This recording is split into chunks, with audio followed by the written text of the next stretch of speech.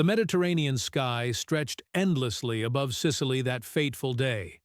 Engine noise filled the air with thunderous intensity. Dozens of Wright cyclone power plants roared in perfect harmony.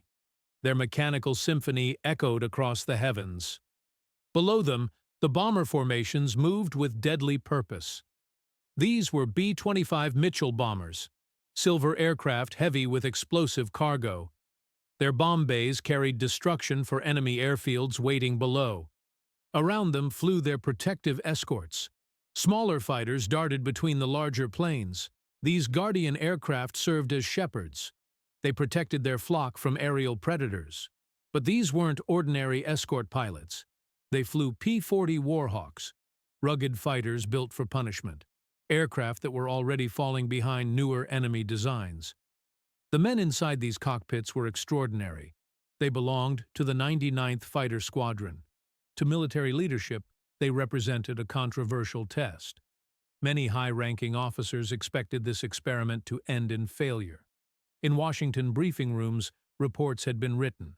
Military opinions had hardened into concrete assumptions.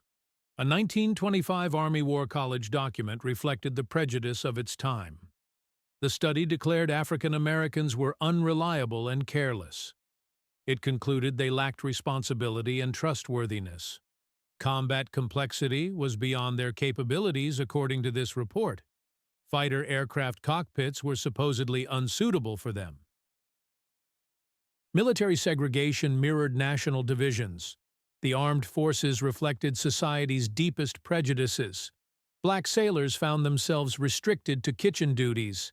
Air Corps and Marines completely excluded them. Yet here these pilots flew. Political pressure had forced this moment. Civil rights organizations had campaigned relentlessly. Black newspapers had demanded equal treatment. Advocates insisted on the right to serve. They fought for a country that still denied them basic equality. Tuskegee, Alabama, had become their proving ground. Training there occurred under intense scrutiny. Washout rates exceeded those of white pilot programs significantly. Only the most exceptional candidates survived. They were forged into an elite but unproven force. Two wars confronted these airmen simultaneously, one against Axis forces in Europe, another against discrimination within their own military. The Double Vi campaign captured this dual struggle perfectly. Victory over fascism abroad, victory over racism at home. July 2, 1943 would prove pivotal. One pilot carried enormous expectations on his shoulders. He would find himself positioned perfectly. The right place, the right time. Both wars would converge in those crucial moments. A German ace hunted American bombers that day. His Fw-190 cut through the sky with lethal precision. Confidence filled his every maneuver. Skill guided his every decision. He remained completely unaware of his stalker. Above him, a P-40 Warhawk closed the distance. Its pilot had been deemed racially unfit for combat by his own commanders. Within seconds, a 22-year-old from Indiana would change everything. He wouldn't just destroy an enemy aircraft. He would destroy a devastating myth.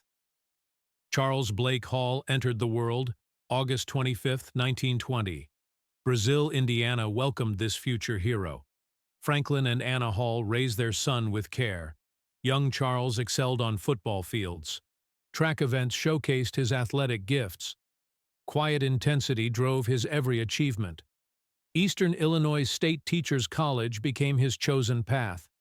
Pre-medical studies promised a healing profession. His future seemed destined for service through medicine. Global events would redirect everything. War drums echoed across America. Military service called to young men everywhere. Hall answered without hesitation. Medical studies were placed on hold. His third college year ended abruptly. Aviation cadet enlistment changed his destiny forever. Military aviation training challenged every applicant.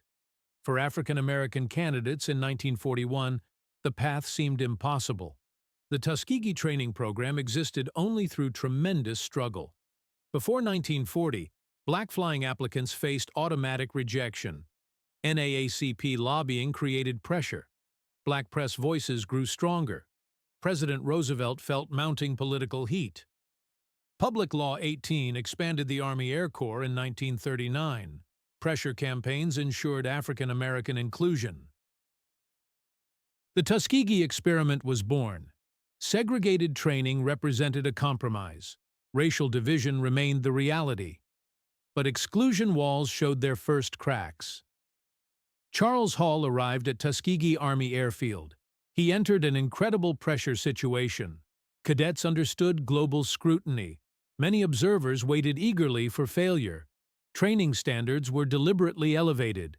Requirements remained uncompromisingly strict. Tuskegee washout rates reached 60% according to estimates. White counterpart facilities averaged 40% failures. Brutal attrition served a specific purpose. Only absolute excellence would earn silver wings. Being equal to white pilots wasn't sufficient. They had to exceed every standard imaginable. The unspoken demand was perfection. Curriculum covered extensive ground. Flight theory filled classroom hours. Meteorology became second nature. Aircraft identification was memorized completely. Combat realities were studied intensively. July 3, 1942 brought triumph.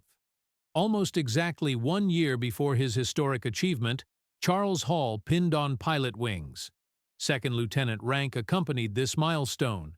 He joined the first 43 African American pilots. The newly formed 99th Pursuit Squadron welcomed him. Additional training preceded deployment. Spring 1943 brought overseas assignment. North Africa became their combat theater. The front lines finally beckoned. Respect remained elusive. The 33rd Fighter Group received the 99th Attachment.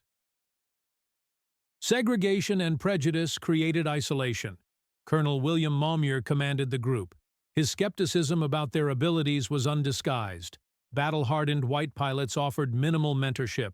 The 99th stood alone. Curtis P-40 Warhawks became their mounts. The P-40 was ruggedly dependable. Heavy armament packed devastating firepower. Incredible punishment absorption was its strength. Age showed in its design limitations. German fighters possessed superior performance. Messerschmitt Bf-109s outclassed older aircraft. Focke-Wulf Fw-190s dominated modern combat. Weight and power disadvantages hampered P-40 capabilities. Many P-40s carried 6 50-caliber machine guns. The L variant often mounted 4 guns. Weight reduction improved performance marginally. Ruggedness remained the P-40's greatest asset. Superior turning ability at low altitudes provided advantages. Skilled pilots could make it deadly. Error margins were extremely narrow. Early June 1943 brought first combat. Pantelleria missions tested the squadron. June 9th delivered their initial Luftwaffe encounter. Heat and pressure caused formation breaks. Rookie pilots chased faster German aircraft. This common mistake was used against them. No victories were recorded. Colonel Maumière's negative report followed quickly. Failure narratives gained strength. The 99th pilots understood their predicament. Victory was desperately needed. July 2, 1943 dawned over Tunisia. El Hawaria airfield baked under relentless sun. Metal aircraft skins reflected shimmering heat. First Lieutenant Charles B. Hall prepared for his 8th combat mission. Castelvetrano airfield in southwestern Sicily was the target. This Axis base required elimination. Classic bomber escort duty was assigned. The 99th Fighter Squadron would protect B-25 Mitchell formations. Their role was purely defensive. Stick close to vulnerable bombers. Fend off enemy interceptors. Colonel Maumiere's critical report cast long shadows. Discipline became absolutely everything. The formation crossed the Mediterranean steadily. Hall maintained constant vigilance. His eyes swept the sky continuously. Ambush possibilities demanded constant alertness. The flight to target proceeded quietly. Bombers reached Castelvetrano successfully. Hall watched ordnance fall away. Explosions erupted from the airfield below. Smoke and debris marked successful hits. Mission accomplishment was confirmed. The most dangerous moments followed bombing runs. As formations turned homeward, the Luftwaffe struck. Two Focke-Wulf Fw-190s dove from the sun. The Fw-190, nicknamed the Butcher Bird, was Germany's finest radial engine fighter. Speed, heavy armament, and diving performance made it deadly. Apex predators now targeted American bombers. Radio communications crackled with urgency. "Bandits high!" Chaos erupted instantly. German pilots sliced through formations. Guns blazed from multiple aircraft. This was Hall's crucial moment. Training culminated in reality. Enemy aircraft appeared up close for the first time. His own recollections captured split-second decisions perfectly. Two Focke-Wulfs followed the bombers immediately after bomb release. German pilots focused on lumbering B-25s exclusively. Hall recognized his opportunity instantly. Bomber protection was his sacred duty. Throttles were jammed forward decisively. His P-40 banked into steep turning. "I headed for the space between the fighters and bombers," Hall later described. P-40 strengths became apparent now. Fw-190s possessed superior speed. P-40s could turn tighter circles. The German pilot felt confident in his machine. The aggressive American maneuver likely went unnoticed. Hall managed to turn inside the enemy aircraft. Classic dogfighting tactics reversed hunter and hunted roles. Critical seconds passed slowly. The Warhawk's shark-mouth grin filled German rearview mirrors. Hall's gun sight framed the second Fw-190. Range decreased rapidly. Trigger pressure was applied steadily. P-40 machine guns shuddered to life. 50 caliber weapons roared with fury. Tracer streams reached toward the German fighter. "I fired a long burst and saw my tracers penetrate the second aircraft," Hall reported. Devastating effects followed immediately. Fw-190 fuselage pieces tore away violently. Black smoke erupted from the engine compartment. He was turning to the left, but suddenly fell off and headed straight into the ground, Hall observed. Confirmed kills required witnessed crashes. Hall followed the mortally wounded aircraft downward. "I followed him down and saw him crash," he confirmed. "He raised a big cloud of dust." Castelvetrano skies grew quiet again. One fewer enemy fighter remained airborne. Ground below held twisted wreckage. A dangerous myth lay shattered alongside metal debris. The surviving Fw-190 broke off engagement. B-25s reformed for homeward flight. First Lieutenant Charles B. Hall rejoined the escort formation. His heart continued pounding from combat stress. El Hawaria welcomed returning heroes. News spread like wildfire across the base. Ground crews swarmed Hall's P-40. Taxi procedures became celebrations. A hero had emerged. A famous photograph captured the moment. Hall sits in his cockpit, pointing. The spot where a swastika would be painted. His jubilant squadron presented rewards. A Coca-Cola bottle was handed over. This cherished taste of home was deeply appreciated. More than a single kill had occurred. World War II history was made. An African-American pilot flying for the United States had shot down an enemy aircraft for the first time. Victory thundered up command chains. Supreme Allied Commander General Dwight D. Eisenhower traveled personally. The 99th headquarters received this prestigious visit. Squadron congratulations came from the very top. Powerful validation symbols were unmistakable. Charles Hall received promotion to captain. The Distinguished Flying Cross was awarded. The first African-American pilot received this honor. Black press headlines erupted with celebration. Their hero was finally recognized. Hall's victory remained the 99th's only aerial kill for all of 1943. Difficult missions continued regularly. Colonel Momier's negative report still created problems. Proposals emerged to remove the 99th from combat. Coastal patrol duty was suggested as alternative. Squadron Commander Colonel Benjamin O. Davis, Jr. fought brilliantly for his men. Washington trips defended the squadron's record. New squadron performance matched established units. Lack of mentorship hampered their progress. Hall's undeniable victory strengthened these arguments successfully. The 99th stayed in combat. Hall proved his first kill wasn't accidental. January 1944 brought Anzio fighting. Desperate Italian campaign battles raged. He shot down 2 more German fighters on the same day. His total reached 3 confirmed kills. Hall's single courageous act cracked discrimination barriers. The flood was beginning to flow. Charles Hall's victory was merely the beginning. Early 1944 brought major changes. The 99th Fighter Squadron joined 3 other black fighter squadrons. The 100th, 301st, and 302nd formed partnerships. The all-black 332nd Fighter Group was created. Colonel Benjamin O. Davis, Jr. commanded this force. Transfer to the 15th Air Force followed. New critical missions were assigned. Long-range bomber escort duty was the most demanding fighter pilot job. Deep enemy territory penetration protected massive formations. B-17 and B-24 bombers required constant protection. Superior aircraft finally arrived. P-47 Thunderbolts came first. Later, legendary P-51 Mustangs were delivered. Mustang operations forged their true legend. Aircraft identification required distinctive markings. The 332nd painted Mustang tails vibrant red. This simple act created their immortal nickname. The Red Tails were born. Bomber crews learned to recognize salvation.